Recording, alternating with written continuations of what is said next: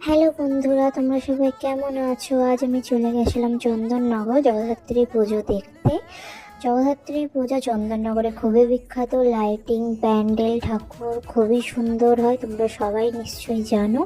এবং সেখানে station road ধরে যখন তোমরা হাঁটবে তখন দেখবে একধারে যেমন ঠাকুর প্যান্ডেল হয়, আরেক ধারে ছোট ছোট মেলা বসে। তো সেই মেলা থেকে আমি দুটো ব্যাগ নিয়ে নিয়েছিলাম। একটা হচ্ছে এই বেতের ব্যাগটা, এটার দাম নিয়েছিল 250। দেখো কি সুন্দর রাউন্ড শেপের মধ্যে, খুবই সুন্দর, আমার খুবই ভালো লেগেছে। আর একটা ব্ল্যাক কালারের ব্যাগ নিয়েছিলাম যেটা জুটের, সেটা দাম নিয়েছিল আই থিঙ্ক 150। সেটাও খুব সুন্দর, তোমরা নিশ্চয়ই দেখেছো। এই যে এই জুটের ব্যাগটা আমি নিয়েছি 150 দিয়ে।